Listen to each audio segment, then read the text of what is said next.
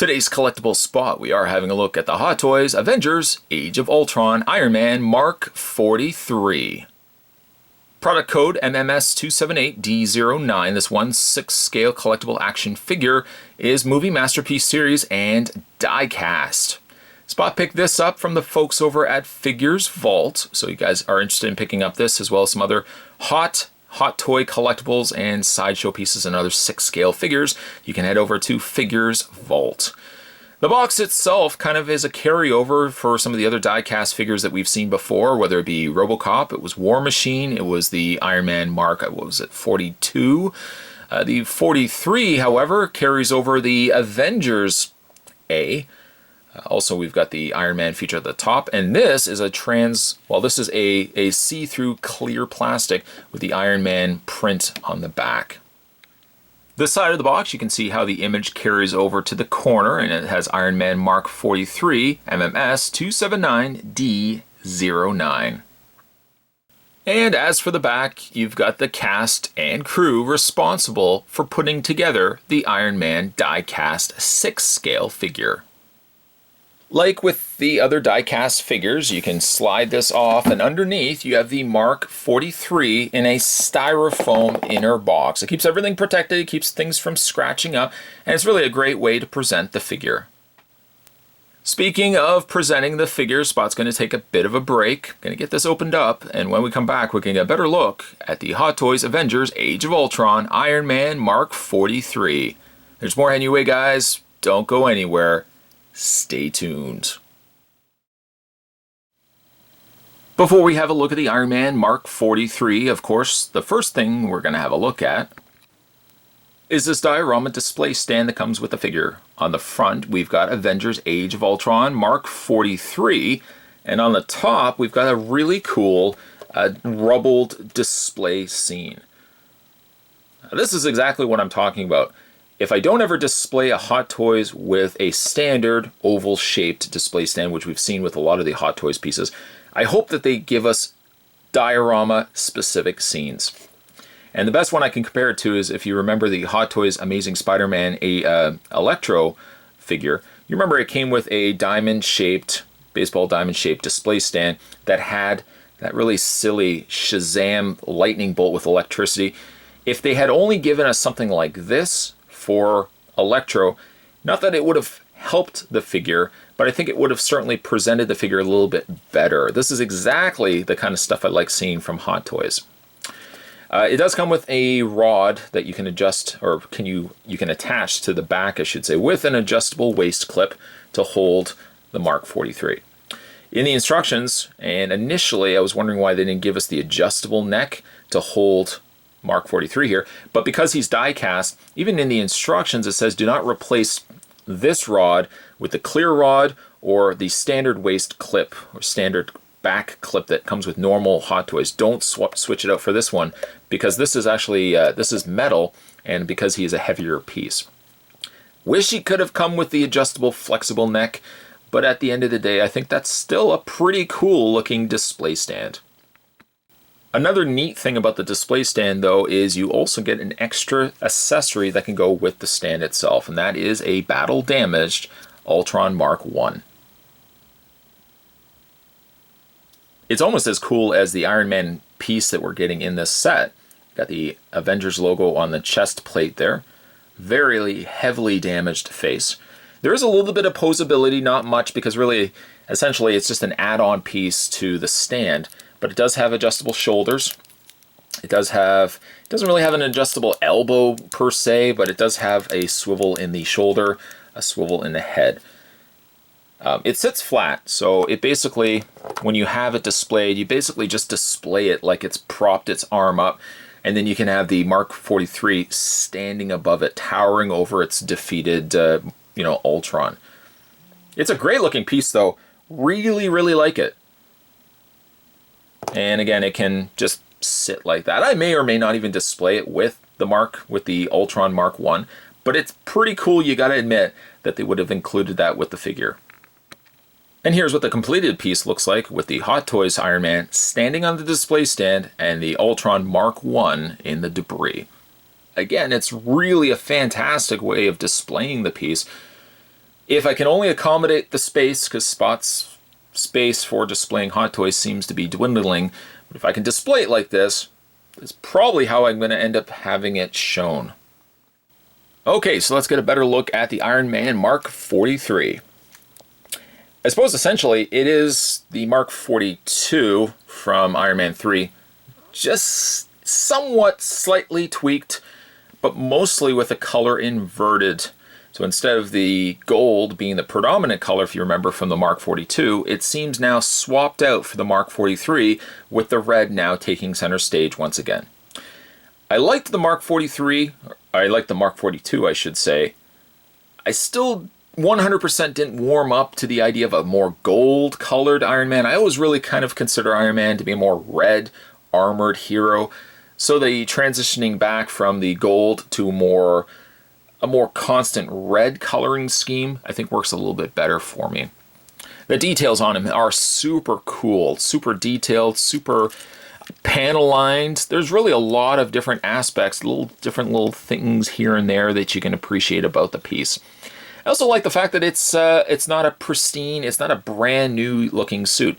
It's got notable scratches, little wear points where the paint's either chipped, it's scratched, or areas down by the boot, it has just chipped completely off. I like that, as opposed to it just looking brand new out of the showroom per se. Not something that Tony would have just immediately put on and started fighting. It looks like he's had the suit probably for a good period of time, and over the course of battles, the suit has just shown some progressive wear, and I'm glad that Hot Toys would have included that as opposed to it just being a pristine suit. Like with other Hot Toys Iron Mans, the suit itself is, well, first of all, it's die-cast, so it's a little bit heavier than some of the older suits that we had to look at, but it still has the light-up functions. It has a light-up function on the arc reactor, it has a light-up function on the repulsor blast, which I'll show you in a second, and it also has a light-up function on the head. Of course, to do that, you're going to have to add some batteries, and I'll show you where all the batteries are located. First, let's have a look at the head where, well, I got to say, it is probably the hardest of batteries that I've ever had to put into a Hot Toys. In order to accomplish this, it's not quite what you think it would be. First things first, you're going to have to take the faceplate off, like that. And normally the battery compartment would be located right above the area that lights up. Now, because this little section of the helmet sticks further down, the battery compartment now has been moved from the front of the faceplate all the way up to the top. I don't like how hard it is to get it. First of all, in the instructions it says to kind of widen the head, because you need to take the top piece off. And here's what the piece looks like. In order to accomplish that, you have to widen the sides. That's actually what it says in the instructions. Widen the sides to take the helmet top cap off. Don't do what I almost did, where I started trying to flick it, because obviously this is plastic, this will break. But no, you do actually have to widen this to take this completely off. It doesn't stop there though. Once you unscrew the battery compartment, and I've left the screw out just so I can show you guys what it looks like. This may seem like a pretty simple to accomplish task. To put the batteries in, you have to put them in sequence. You have to obviously put them all facing the right way. But on either side is magnets. One there, one there. Imagine taking a battery, which is metal, and trying to line it up while you've got magnetic force being pulled by these magnets. So every time you put the battery in, it wanted to stick itself to either side of these magnets. A very frustrating feat. It actually took me about 30, maybe 35 minutes to finally get just these batteries in place. To turn on the lights, you're going to actually have to switch the switch on before, let me get my finger in there. You have to switch the light on before you can take the cap and put it over top. The cap is going to cover the switch. Everything looks finished, everything looks complete, but the downside though is that you have to do a lot of preparation just to get to a light switch. The lights end up doing a very good job of lighting up, but I wish there was an easier way to get to the light switch. without having to take everything off every single time. I can say that the torso light up is just a little bit easier. All you have to do is unscrew the back plate, take that off. The switch for the arc reactor is located right above the screw, and that also lights up a very bright white light. For the arms, you just want to spin those sideways. There are battery compartments on either side, and luckily no magnets. There's no magnets to speak of, so changing those batteries are also very easy. The light switches for those are just on the sides. You won't see them just yet because obviously the closed sculpted hands are masking any sort of light that's sticking through. You might see a little bit of light, but you really won't be able to appreciate the light completely until we switch out the hands. Before, though, we have a look at the hands and the other accessories that come with Iron Man. Iron Man also does come with an interchangeable head, and the interchangeable head that comes included with it is, of course, an unmasked or unvisored Tony Stark. The likeness on it, uncanny to Robert Downey Jr. Luckily as well, you also get yourself an extra visor plate where it is magnetized, so you can have it sitting at the top of the helmet. A pretty consistent carryover that we've seen with a lot of the Mark suits is the inclusion of an open visored Tony head and with the visor. Now the visor you could also have down. The only downside though is that it doesn't seem to have the oomph. It doesn't have the little extra additional coloring on the inside of the eyes to make them pop. It only is by sheer virtue of the fact that the visor on the battery version is pretty much the exact same as this one, but because the light bar underneath it is a lighter color, that shines through to the eyes of the visor as well. I wish that, and I don't think they've actually done this with a Mark suit, I wish they could have actually frosted the inside of the eyes. It's one of the only reasons why I don't ever display any of the suits with the Tony head underneath, because to be honest, it makes more sense for me to display it with Tony's head as an accessible option, because sometimes if I might want to take him out of the display case, I could just pop open the visor and there's Tony. I may not often light up the eyes. I wish they could have found a way to frost the eyes though, so that if you used only this head sculpt rather than the head sculpt we were looking at least the eyes, let's get the plate in place, at least the eyes would have a little bit extra life in them, just because they'd have the little more of a frosted coloring in it. The eyes end up being a little more, because they are just simply translucent, they end up appearing much darker versus the default of those. Even if you don't light that up, it still slightly looks lighter because the light bar is shining underneath, or because the light bar is visible underneath. Swapping out the heads is super easy. You're just going to go ahead and pop the head off. It actually comes off very easily, actually, and take the Tony Stark head, pop that onto the ball joint as well. I have to add a little bit of pressure, and there you've got Iron Man with the swappable head.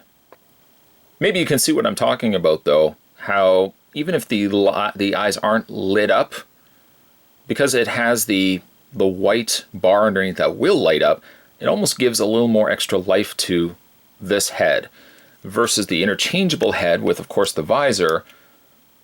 The visor is just the eyes are just gonna appear almost dead black, and that's one thing I just wish that they would do, maybe with future Mark suits. Frost the eyes just a little bit, or put something behind the visor that it ends up giving it just a little bit of extra light. Even if you don't end up switching the lights on, you can then get away with using this head, and the eyes still look like they've got a little something going behind them.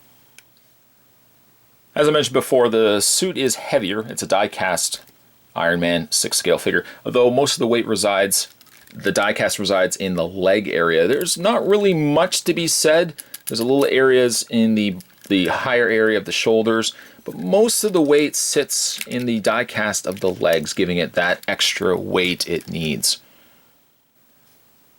Iron Man's other accessories will include this really cool little missile launching arm gauntlet, and it swaps itself out, as you can see right there, it swaps itself out for the existing hand and, well, existing forearm area of Iron Man. And to accomplish that, what you need to do is first pop the hand off.